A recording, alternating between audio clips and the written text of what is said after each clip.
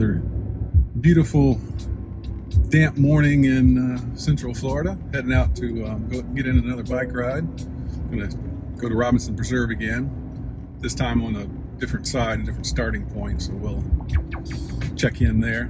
Thanks for coming along. Hope you're enjoying these episodes.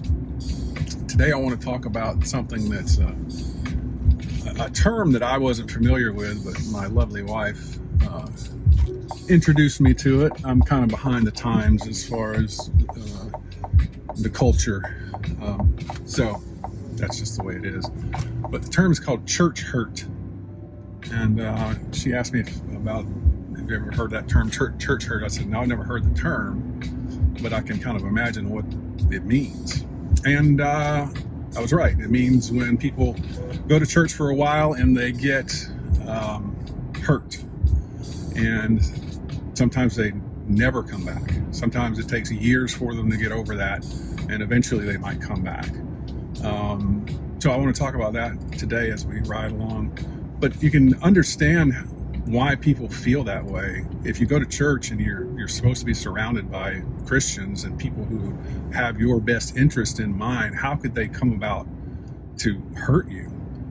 Well, it happens. And, it's happened to me. Unfortunately, some of the worst wounds that I have come at the hands of other brethren. And it's mind-boggling what people will do to you, what your so-called brother will do to you, how quickly they will turn on you, and all manner of things that they will do. So stab you in the back, gossip, try to get you fired from your job. I mean, all these things are within the realm of possibilities of what Christians can do. So definitely understand why people get church hurt. But what we'll kind of explore today as we go along is the idea that, churches are made up of fallible human beings. And these kinds of things happen, unfortunately, all the time. And I don't think any congregation is immune from it, but certainly some congregations don't have it as bad and other things. And if you have a good eldership, these things kind of get taken care of fairly soon, and in a proper manner. But if you don't, and these things kind of go on and fester, it can be so bad. But the whole idea is that, you don't tear down the institution of the church, which Jesus himself instituted as his church, bought and paid for by his blood. You don't tear that down. You don't turn your back on that because of mistakes and bad things that people do. So it's like, going into Target to buy something, and you have a terrible encounter with one of the employees there. Well, you probably are never going to, say to yourself, well, I'm never going to Target again because of this person. You might like Target, and that's a good place to shop, and you want to go back. And just because of what one person did doesn't represent all of Target or Walmart or whatever. And we all have had those kind of encounters there too. Well, the same applies to the church. You might have a bad encounter with a church member, but you shouldn't let that affect how you feel overall about the church. Because again, the church is the Lord's church. It's his church. And so we have to keep that in mind. And so we have to get over the hurt, so to speak, and move forward. Now, it doesn't say that we just, cower in the corner and don't do anything about it. You take the appropriate steps, set the appropriate boundaries, do the things that are healthy, and confront these kinds of things and all that. But don't just abandon the church, because all you're doing is putting your own soul in jeopardy. Jesus died for us. He instituted and set up his church, and this is the way we go and worship him. So if you don't do that, if you let people drive you away from doing what the Lord said, then you're only hurting yourself. So, but I get it. I get church hurt. I get it. Like I said, I've been hurt terribly. But I moved on. I kept going. I it still bothers me. It still comes up from time to time, and it grinds on me, and it's difficult to deal with. But I'm not going to let that deter me. I'm not going to let that destroy my faith. So I keep going to church. I keep doing my best. I keep trying to serve God the best that I can, and let the chips fall where they may. And a lot of the times, and what I have seen, and in my experience at least, is that people like that who are apt to hurt people do that all the time, and they move from church to church, and that's what they do. I've seen it many times. Well, people will come in, they demand to be served, they demand to change things, they want this and that, and you have to accommodate them, and we try our best to accommodate them and do the things that they want. And then something happens, something blows up, they get mad, and they leave a wake of destruction in their path, and the gossip's there, the backbiting's there, all that stuff is there, and then they leave, and the church is left to pick up the pieces. And then they go around town, spreading lies, spreading rumors, running you down in front of other people and to other so-called brothers and sisters, and it's just nasty business. But I don't have any control over that. So all I can do is do the best I can, and keep doing the best I can, and let chips fall where they may. So that's a little bit of what we're going to be talking about today. So if you've been hurt by the church, which a lot of people have, like me, I've been hurt, come along on this journey. We'll talk about it. Maybe I can give you some ideas about things to do and some strategies. But the overall thing is, don't let people destroy your faith. People are flawed human beings. Jesus is not. Jesus is perfect. He's the same yesterday, today, and tomorrow. He wants you to worship him. He's there to give you the best. He's died for your sins. So it's not worth losing your soul over what some gossiping people might try to do to you. So hang in there. Keep the faith. So just about to Robinson Preserve, so get packed up and on the bike. I'll catch you along the path.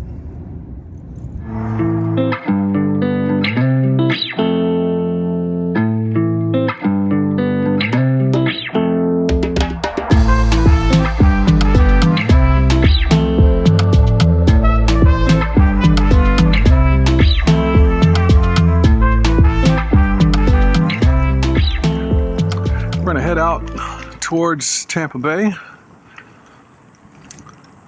Take this little turn right here. This is the path that leads out to the big tower out here. We may go up there if we're feeling froggy today. We may head it up to the top of the tower. We'll see. I got to think more about that church hurt thing. In the New Testament we read about brothers clashing with each other and having problems, and it's not new to us. It's whatever level that might be. I think one of the highest levels is Judas betraying Jesus. That was pretty hurtful. Oh, a snake. Little black racer. I don't know if it'll show up in the camera or not. But yeah, so people have been hurting people for time immemorial. Just one of those things we have to do. Think about Cain and Abel. There's hurting going on there. Good morning. Jesus warns us about people in lots of different ways, and one of the ways is he tells about how you can judge someone by their fruits, just like you can judge a tree by the kind of fruit it produces. You can judge people by the kind of fruit that they produce. We don't really, you can look at a tree, might not know if it's a lemon tree or orange tree or peach tree. You don't know what it is until it fruits. And then you know what kind of tree it is. Well, it's kind of the same with people. That's why Jesus uses that analogy. Judge people by their fruits.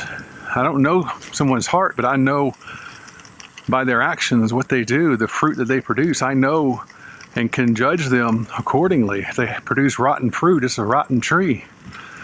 And we're told to stay away from those kind of people. Toxic, and they hurt. Yeah, we're going to be froggy and go up to the top of the tower today. Catch you up there.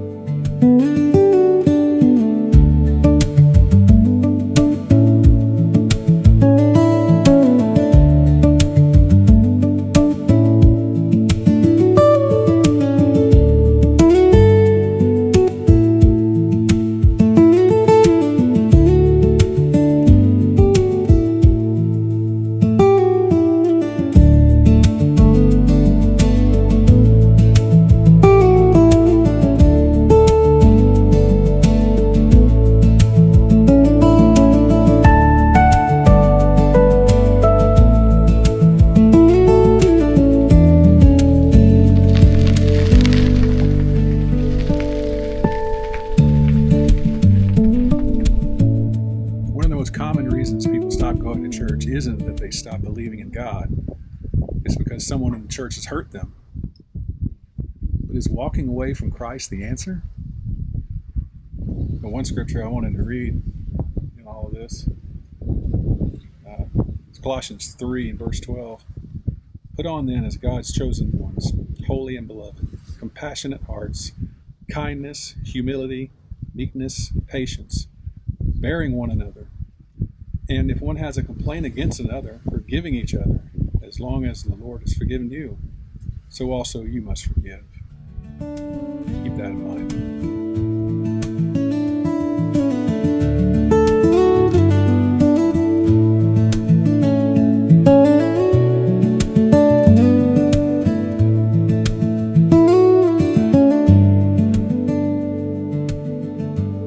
Mm-hmm.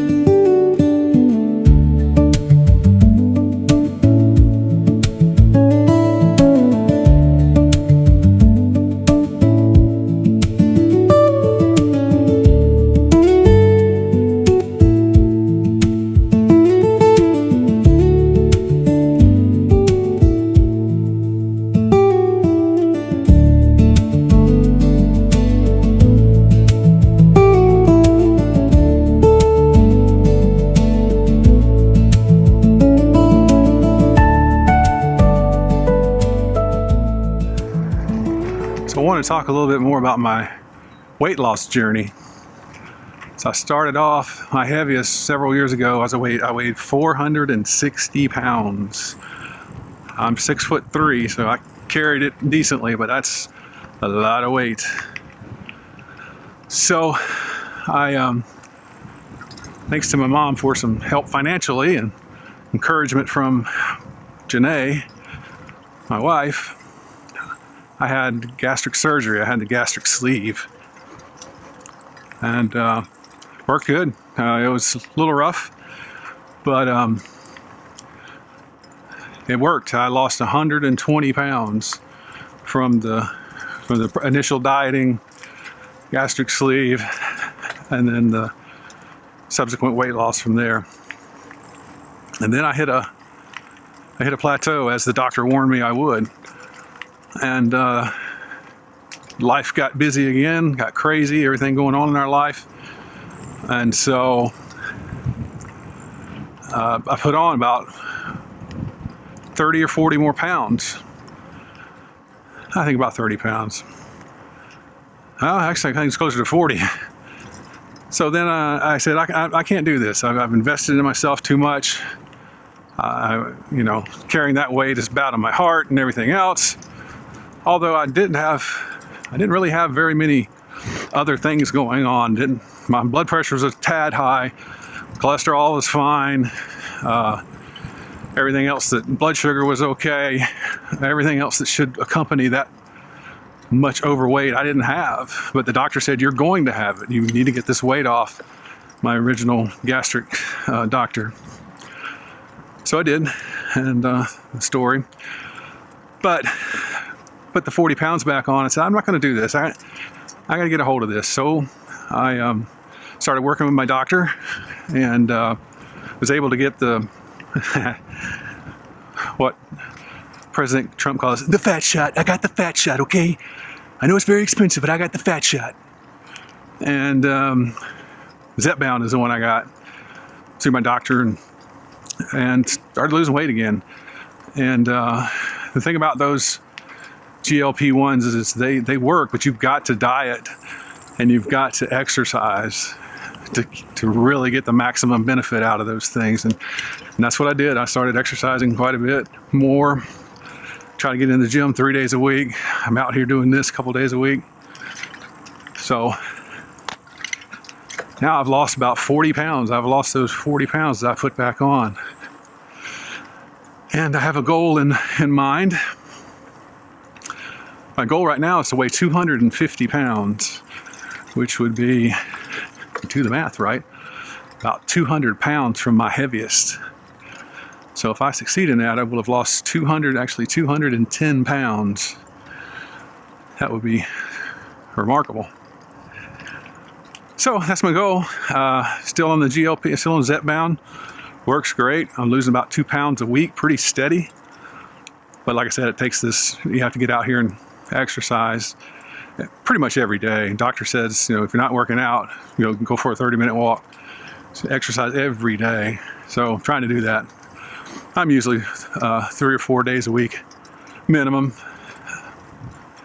And so that's it. So if you're thinking about doing all that stuff, do it. You can do it. It works.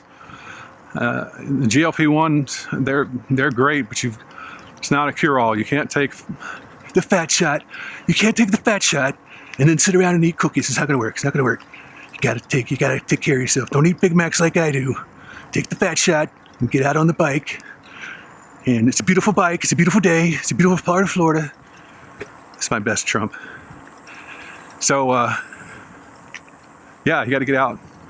And it just kicks all that into high gear, and it's been steady, 2 pounds a week.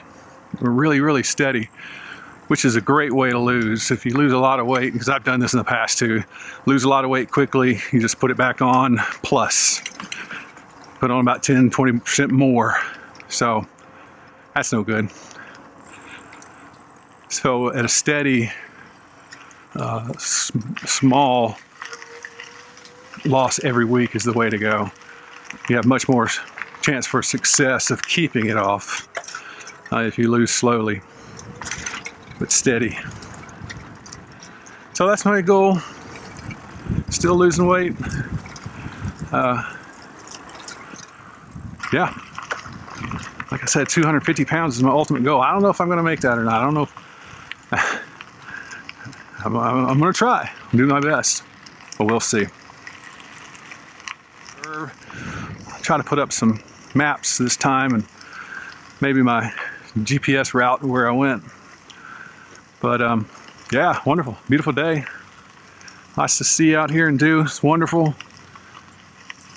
I'm going to be talking today about being church hurt, what that means. We're going to go this way today. This goes up to the Nest, which is on the part of Robinson Preserve.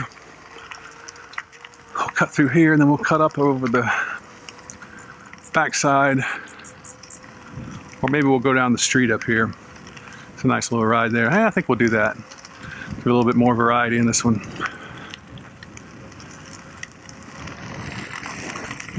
This is where a lot of the walking trails are, the nice new and padded walking trails in this area.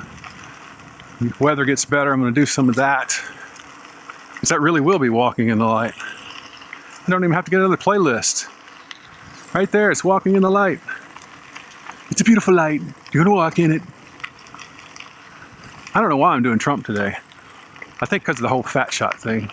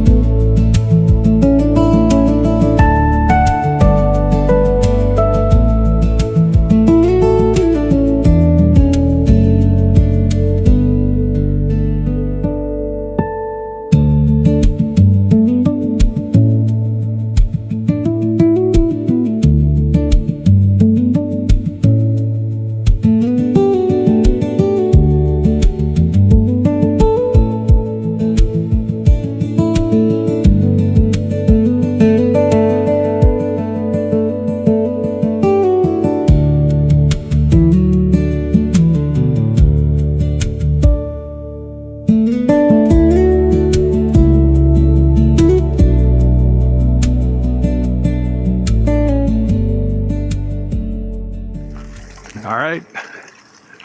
At the rendezvous in my truck again. Thanks for coming along. Hope you enjoyed the ride. If you do, please like and subscribe. Keep it going. Tell your friends. And if you need to find me, I'll be a little further down the same road. Catch you next time. So this week, don't ask whether Christians have disappointed you. Ask whether Jesus ever has. Keep your eyes on him.